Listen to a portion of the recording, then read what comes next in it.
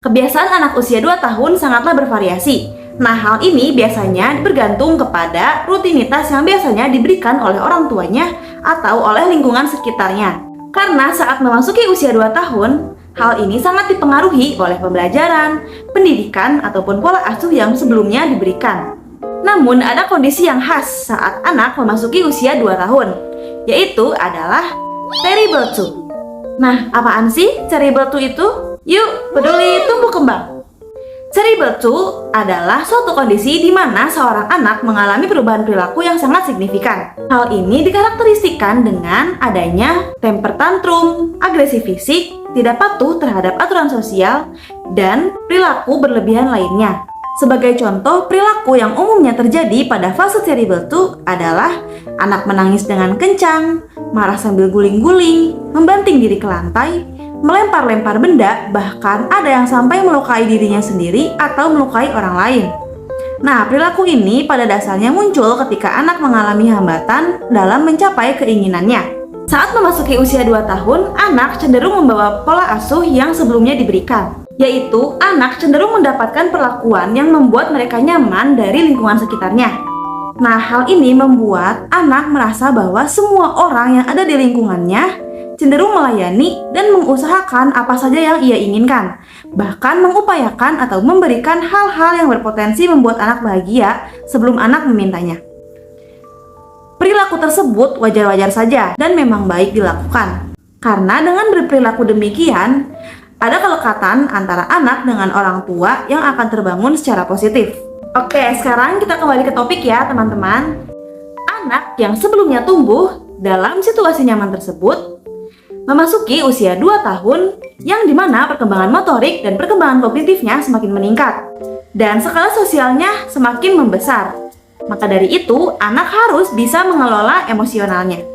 Nah, setelah ini aku akan memberikan ilustrasi yang mungkin saja bisa membantu teman-teman untuk memahami kenapa sih perilaku khas dari terrible two ini muncul. Oke teman-teman, disimak ya. Michael atau Mimi adalah seorang anak berusia 1 tahun 5 bulan. Mimi diasuh dengan penuh kasih sayang oleh lingkungan keluarganya. Ketika ingin mobil-mobilan mainan, Mimi langsung mendapatkannya. Jika Mimi tidak mendapatkannya, Mimi akan menangis dan orang tua Mimi akan tidak tega dan akan berusaha untuk memenuhi keinginannya. Dan Mimi juga tidak jarang untuk memperoleh hadiah dari orang-orang di sekitarnya. Maka dari itu, Mimi merasa senang di situasi tersebut. Ketika Mimi menangis, menginginkan mainan pesawat, lingkungannya akan memberikan apa yang ia inginkan. Sehingga Mimi memiliki ego yang tinggi.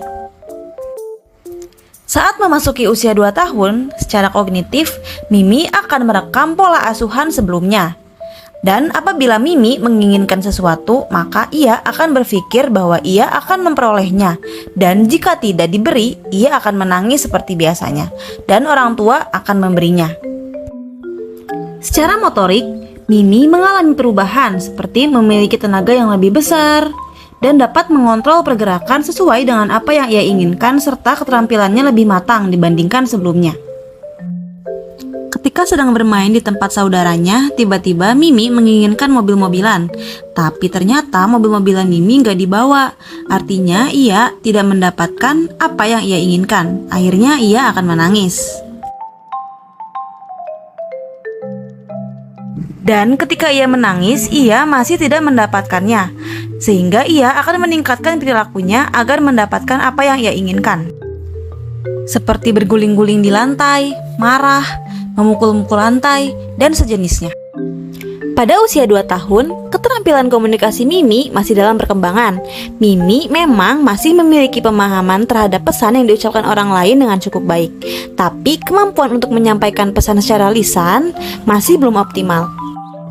Sehingga Michael kesulitan untuk menyampaikan keinginan spesifik secara lisan terhadap orang lain.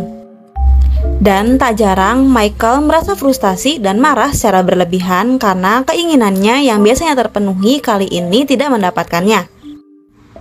Dan secara sosial, skala interaksi Michael dengan orang lain selain keluarganya semakin luas. Michael bertemu dengan teman sebayanya yaitu Imelda, dan mereka bermain bersama. Kemudian, Imelda memiliki kacamata yang sangat bagus. Dengan egonya Michael yang tinggi dan Michael belum mengetahui aturan sosial, ia ingin memiliki kacamatanya Imelda. Tapi Imelda tidak mau memberikan kacamatanya. Akhirnya emosional Mimi meledak dan Mimi marah sehingga mendorong Imelda dan mengambil kacamatanya tersebut secara paksa dan terjadi keributan sehingga Mimi dan Imelda sama-sama menangis. Pada intinya, ledakan emosional yang muncul pada fase Cerebral 2 ini dipengaruhi oleh ego tingginya yang dibawa dari pola asuh sebelumnya. Nah, selain itu pada usia 2 tahun juga anak dituntut untuk mengikuti aturan-aturan yang dibuat di lingkungan sekitar. Yang artinya anak sudah tidak bisa lagi berbuat sesuai dengan kehendaknya sendiri. Dengan ego yang tinggi dan dihadapkan dengan aturan yang menurut anak itu membuatnya tidak nyaman, maka anak sering menunjukkan perilaku-perilaku negatif agar aturan sosial tersebut bisa berubah mengikuti aturan yang anak kehendaki. Anak usia 2 tahun ini berjuang dengan ketergantungan mereka terhadap orang tua dan keinginan mereka untuk mandiri. Mereka sangat ingin melakukan sesuatu sendiri, tapi mereka mulai menyadari bahwa mereka diharapkan untuk mengikuti aturan-aturan tertentu. Nah, tadi sudah dijelaskan mengenai fase Cerebral 2. Sekarang, apa dong yang harus kita lakukan sebagai orang tua? Oke, aku akan memberikan beberapa tips yang dapat teman-teman lakukan sebagai orang tua. Yang pertama, sebelum anak memasuki usia 2 tahun, usahakanlah sesering mungkin untuk memberikan syarat terlebih dahulu sebelum anak mendapatkan sesuatu yang mereka inginkan.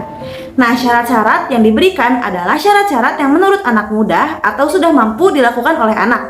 Contohnya, ketika anak ingin susu, orang tua dapat memberikan syarat seperti tos, tepuk tangan, salim, atau pegang kepala sebelum mendapatkan susu. Hal ini mengajarkan bahwa anak harus melakukan sesuatu jika anak ingin mendapatkan apa yang mereka inginkan. Selain itu, dengan cara ini, anak juga akan belajar bahwa dalam kehidupan sosial, ternyata ada rules dan aturannya. Di sisi lain, aktivitas tersebut dapat digunakan sebagai stimulus untuk mengembangkan kemampuan bahasanya. Dengan cara tersebut, harus dilakukan secara kontinu. Yang kedua, jika anak yang sudah berusia 2 tahun menangis karena meminta sesuatu, jangan langsung diberikan ya teman-teman. Minta anak untuk duduk di kursi dengan tenang terlebih dahulu, baru berikanlah apa yang mereka inginkan. Dengan anak duduk di kursi dengan tenang terlebih dahulu, memberikan pengajaran bahwa menangis atau marah-marah bukanlah cara yang sesuai untuk mendapatkan sesuatu. Cara yang sesuai adalah dengan tenang mengikuti aturan sosial yang sesuai. Lalu, menangis dan marah-marah bukanlah aturan sosial yang sesuai. Jika anak menangis, tantrum, dan meledak-ledak, maka arahkanlah anak untuk tenang terlebih dahulu sembari duduk. Boleh duduk di kursi atau duduk di lantai. Nah, terus gimana kalau anak masih tantrum, tidak mau diarahkan, dan masih berperilaku sama? Nah, teman-teman boleh banget untuk melakukan pengabaian terhadap si anak. Selama anak tidak melukai dirinya sendiri, tidak membahayakan dirinya sendiri, tidak melukai orang lain, dan tidak merugikan lingkungan sekitarnya seperti melempar benda. Jika anak menampilkan salah satu perilaku tersebut, orang tua dapat memberikan ketegasan bahwa hal itu tidak boleh dilakukan. Dan orang tua bisa memberikan yang anak inginkan saat anak sudah tenang sambil memberikan pengertian. Jangan berikan pengertian saat anak sedang tidak terkondisikan atau saat anak sedang tantrum. Semoga bermanfaat dan yuk peduli tumbuh kembang.